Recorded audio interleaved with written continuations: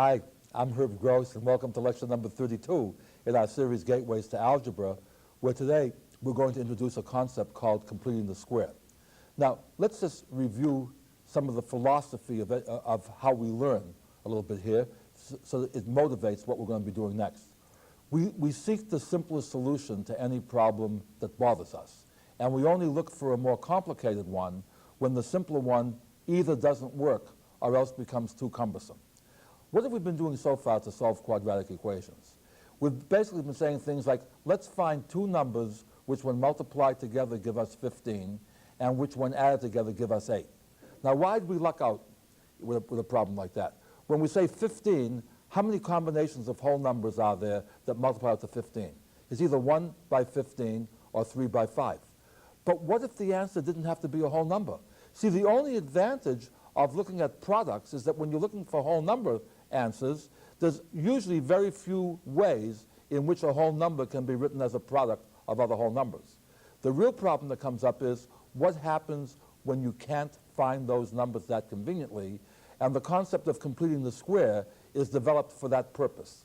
Now let me show you how completing the square works. We're trying to solve a quadratic equation. The easiest form of a quadratic equation would be if it was a square of a linear equation. Let me show you what I mean this way. Let's suppose I say to you, x minus 3 quantity squared equals 16, and I say solve for x. Technically speaking, this is a quadratic equation, only I've written it in factored form. See, this is what? X squared minus 6x plus 9 equals 16. Why did I write it in this form? The answer is, since this is a perfect square, how do you undo squaring?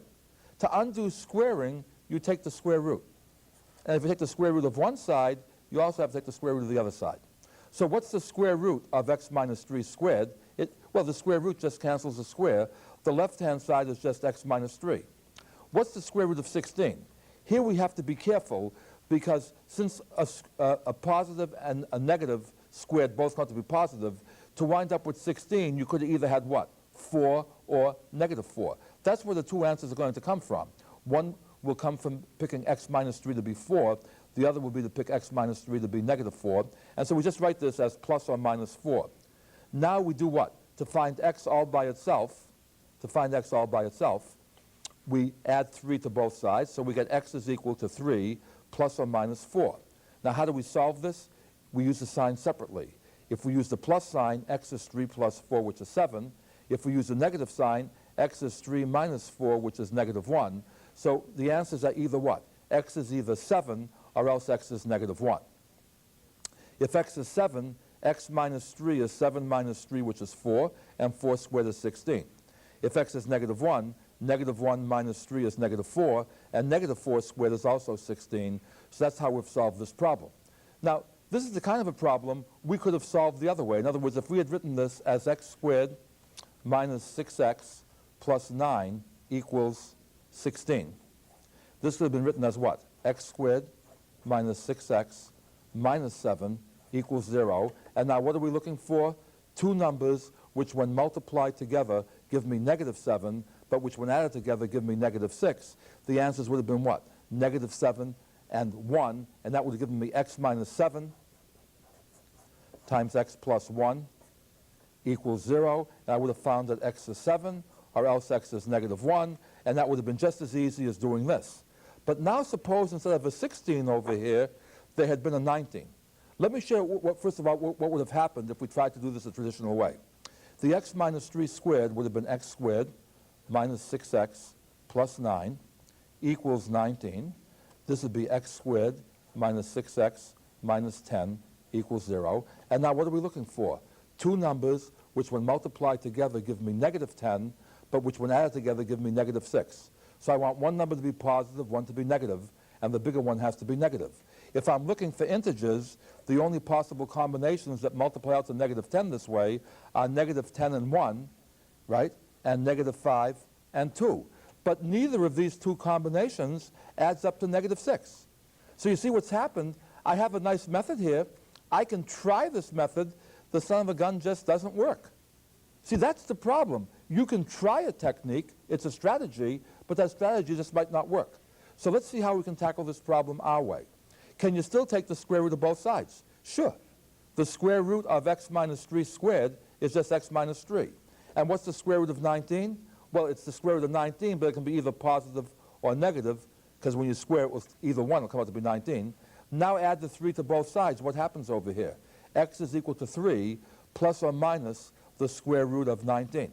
Now, this is an exact answer. See, one of your answers is what? X equals 3 plus the square root of 19. The other answer is x equals 3 minus the square root of 19. If you put, in fact, let's check this out over here. Suppose I took x and replaced it by 3 plus or minus the square root of 19. Now what am I doing? I'm subtracting 3, is that correct? Won't the 3 and the minus 3 cancel out? And when I square, the positive or the negative will come out to be positive, and the square root of 19 times the square root of 19 comes out to be 19. So that checks that I found the right answer here. Usually we like an answer in decimal form. So on your calculator, what can you do over here? You can enter the 19, press the square root sign, okay, and add 3 onto that. That will give you one of these. The other is you can take 3 and subtract the square root of 19. I don't want to belabor this point too much and take time from our lecture to use the calculator, but doing this on my calculator, I found out that with the plus sign, x turns out to be 7.358898944. That's done very quickly on the calculator. And with the minus sign, it's negative 1.358898944. Well, for the purpose of checking, I just rounded off this value to 7.36, rounded off this value to negative 1.36, and watch what happens when I replace x by 7.36. This becomes what? 7.36 minus 3. That's 4.36 squared. Okay? If I square 4.36, I get 19.0096. Well, isn't that, for most real-life applications, a real good approximation? You see, the little bit that I lost was by replacing this whole decimal piece over here by putting a 6 in here. See, as long as the square root sign was in here, that was an exact answer. A similar calculation, see what happens over here? The negative 1.36 minus 3. What does that do? It gives me the same magnitude, 4.36, but with a negative sign. But when you square, the negative sign becomes positive anyway, so these come out to be the same thing. Now, the question that comes up is, what if the thing wasn't given in factored form that way? In other words, let's take a look to see what the square of a linear expression looks like. If I square x plus a, what do I get? I get x squared plus 2ax plus a squared. Now, let me look at this and see how I can get back to this. The coefficient of x over here was 2a. What was the number that goes over here? It was just a. Isn't a just half of 2a? And secondly, what was this term over here? It was just the square of this one. So in other words, if I just see this much, how do I complete the square? I take half of 2a, which will be a, then I square that result, which will be a squared, and this is called the correction factor for completing the square. Let me show you how that works with x squared plus 6x. Suppose I saw x squared plus 6x, and somebody says to me, complete the square. Okay, what's half of 6? It's 3. What happens if I square 3? It's 9. So this should give me what? X squared plus 6x plus 9. Okay? And what should this be the square of? X plus 3. And can we check this out? X plus 3 squared is x squared, plus twice this product, that's 6x, plus 3 squared is 9. So that's how you complete the square. Now let's try this out in a problem. Let's first of all take a problem that we can already do another way so that we can check. See, in other words, if we took a problem that we couldn't do any other way, how do we see the comparison? Let's take one that we could have done without the new method. Then I'll show you one that you couldn't do without the new method. Let's take x squared plus 6x plus 8 equals 0. Well, what am I looking for here? Two whole numbers which when multiplied together give me 8, but which added together give me 6. Well, that's 2 and 4. So this is x plus 4 times x plus 2 equals 0. If x plus 4 is 0, x must be negative 4. If x plus 2 is 0, x must be negative 2. And if you want to take the time and check this, you'll see that negative 4 and 2 both work here. But let me show you how completing the square works. See, to complete the square, all you want are the x squared and the x term on one side. You don't have to do it that way, but it's easier. Write this as x squared plus 6x equals negative 8. What do you need to complete the square here? Half of 6 is 3. 3 squared is 9. So to complete the square, I want to add 9 to this side. But if I add 9 to this side, to keep the equation balanced, I have to add 9 to this side. So what happens? On the left-hand side, I have x squared plus 6x plus 9, which is the square of x plus 3. On the right-hand side, I have negative 8 plus 9, which is 1. So now what can I do? Take the square root of both sides. On the left-hand side, that cancels out the squaring, leaves me with x plus 3. On the right-hand side, I take what? Plus or minus the square root of 1, which is plus or minus 1. So x plus 3 is plus or minus 1. So to find x by itself, subtract 3 from both sides. So x is negative 3 plus or minus 1. With the plus sign, it's negative 3 plus 1, so x is negative 2. With the minus sign, it's negative 3 minus 1, so x is negative 4. And so we found what? Another way to get the same answer. Now, obviously, we're not going to argue as to which of these two ways is better. What I am going to show you is that this way works even when this one doesn't. For example, even if you could break this thing down, suppose you were having trouble doing that. But let me give you one where it doesn't work. Suppose I say to you, solve for x if x squared plus 6x minus 50 is 0. Doing it the first way, you want two numbers which when multiplied together give you negative 50, but which when added together are positive. So what could they be? It could be positive 50 and negative 1. It could be positive 25 and negative 2. It could be positive 10 and negative 5. Are those the three combinations? But if I add these up, none of these comes out to be 6. Well, 10 minus 5 is 5. It's close. But we're not looking for close. We're looking for the exact thing. So again, in terms of completing the square, this can be written as what? X squared plus 6x equals 50. Notice how completing the square works. The left-hand side is handled the same way as we did before. We take half of the 6, which is 3, square it gives us 9. But if we add 9 to one side, we also have to add 9 to the other side. That gives me x plus 3 squared on the left-hand side, 59 on the right-hand side. Now that the square is completed, see what happens? As soon as I take the square root, I'm left with a linear expression over here. This says x plus 3 is plus or minus the square root of 59. And therefore, if I now subtract 3 from both sides, x is equal to plus or minus the square root of 59 minus 3. And using my calculator again, just to get a numerical answer for you here, what I did was I took the square root of 59 on my calculator. I entered the 59, pressed the square root sign, then subtracted 3. That gave me 4.68 something. And using the minus sign, I got minus 7.68 something. And just to show you how closely that checked, to check x squared plus 6x equals 50 with x equal to 4.68. X squared would be 21.9024. 6x would be 28.08.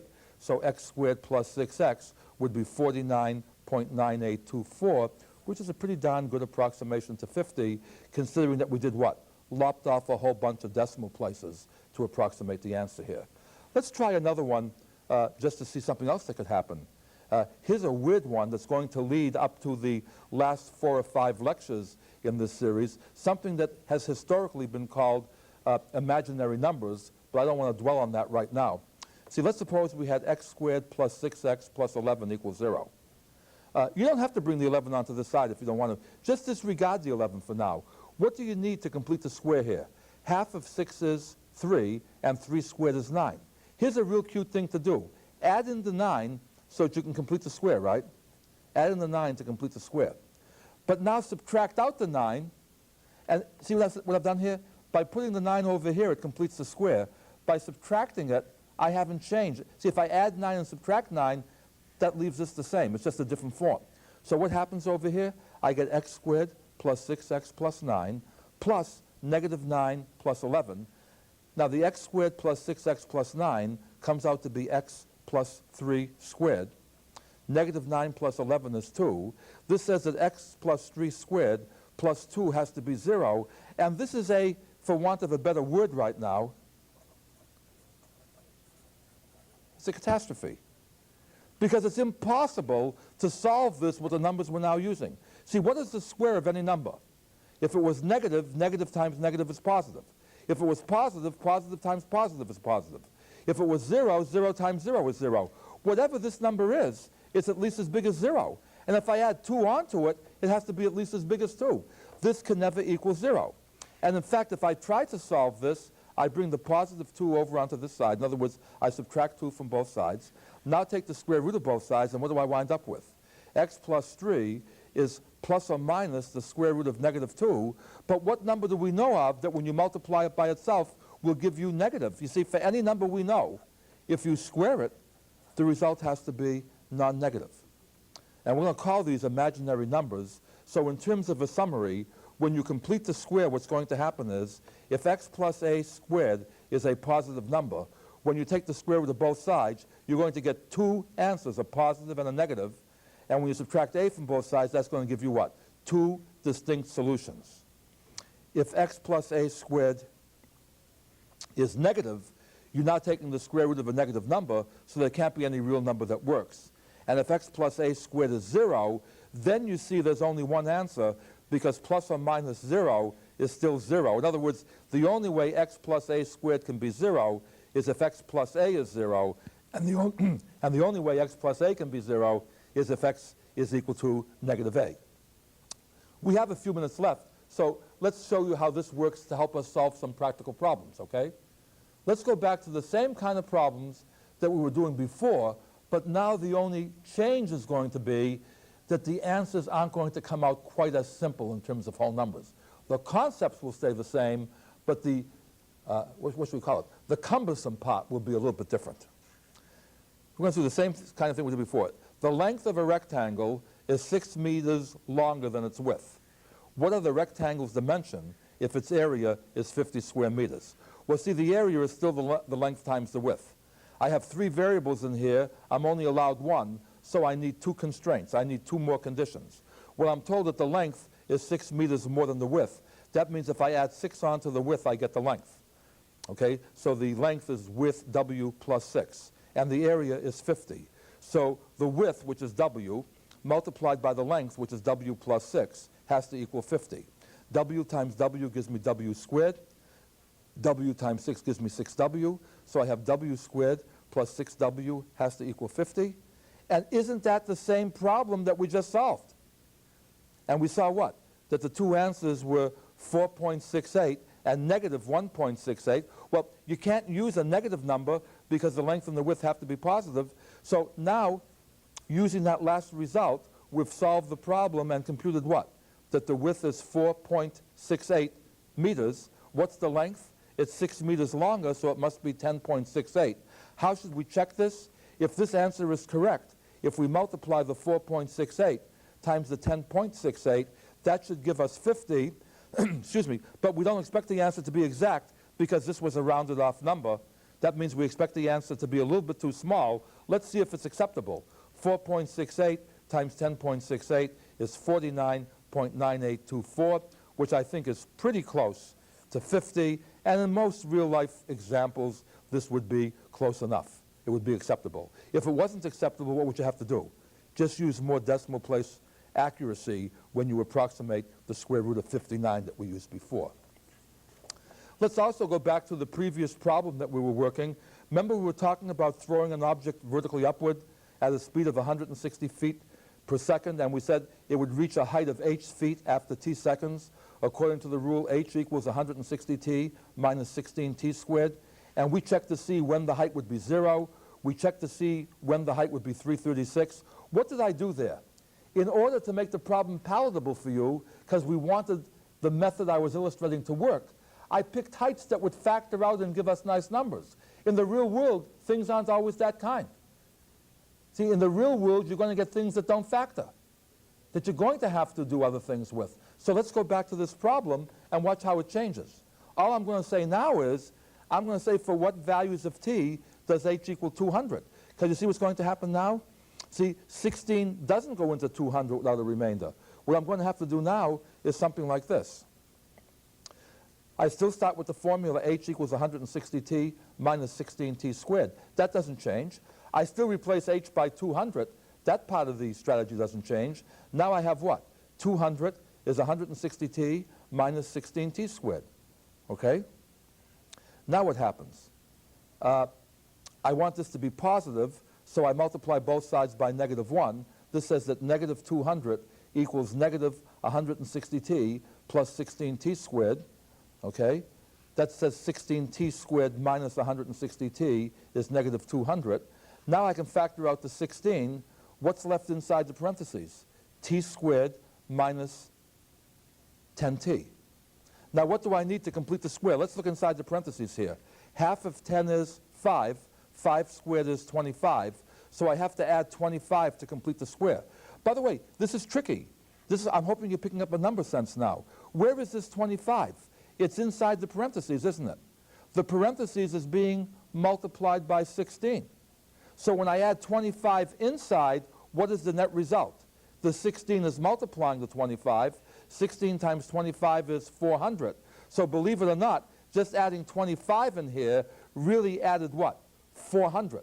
See, 16 times 25. If I add 400 to one side, I also have to do what? Add 400 to the other side. What does this leave me with now? This is 16. T squared minus 10t plus 25 is just t minus 5 squared.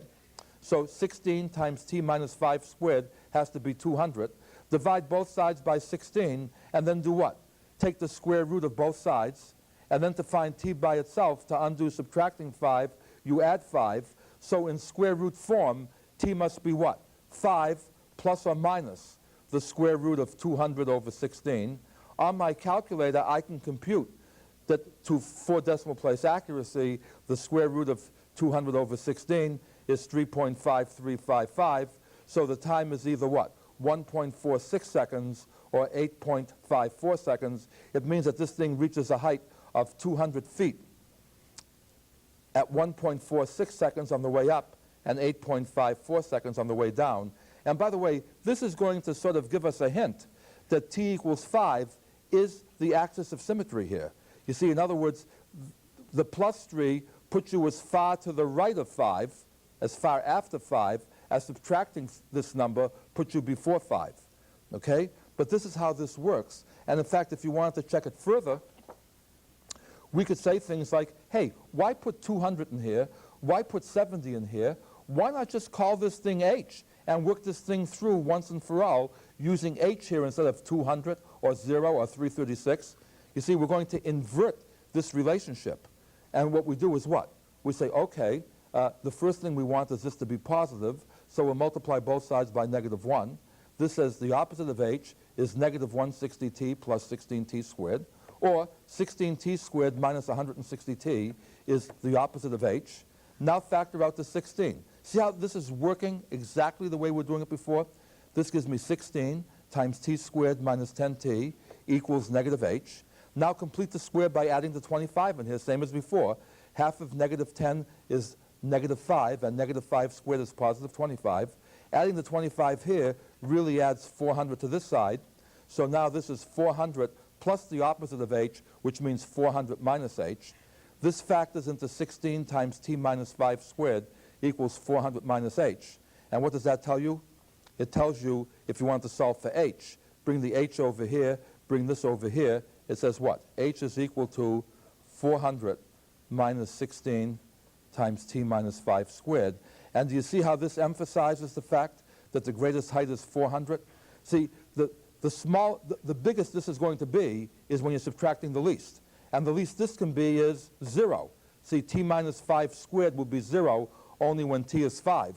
So what this says is what? This thing is going to reach its greatest height at the end of 5 seconds, and that will occur, and when that 5 seconds occurs, that height will be 400 feet. See how you read that from here? See, when will this thing here be the smallest? It'll be the smallest when t is 5. Okay, so that means what? This will be the smallest when t is 5. So when will that happen? When h is 0, and so that will happen at 400 feet. In other words, the greatest height that this is going to reach is 400 feet at the end of 5 seconds. Do you see the power that this algebra has? You see, if you didn't have the algebra, what you could do is make a chart. You could pick different values of t, compute t squared, the 16t squared column, the 160t column, and the h column. In other words, you could say what? If t is 0, h is 0. If t is 1, h is 144. If t is 2, h is 256. If t is 3, h is 336. See what we're doing over here? See, if t is 3, t squared is 9, 16t squared is 144.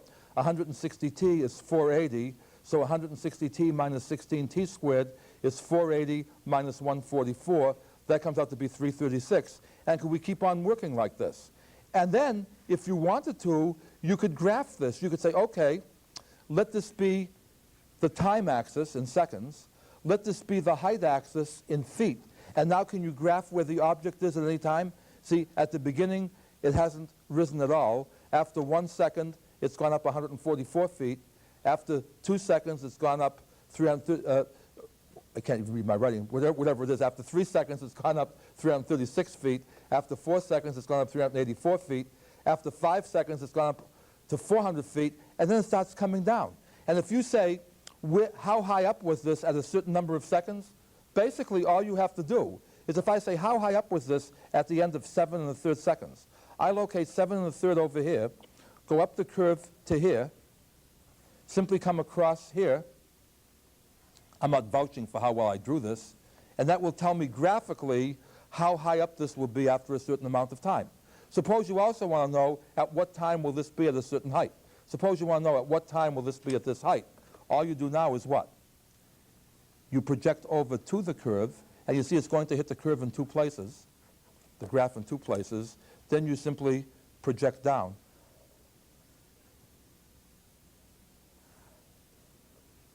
And that will tell you the answer, which I think shows you a little bit about the power of graphing.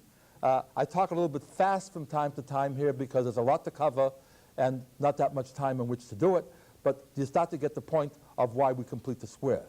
Now I'm going to show you next time a one-time formula that summarizes completing the square called the quadratic formula. But until that time, study hard, have fun, stay young. See you soon.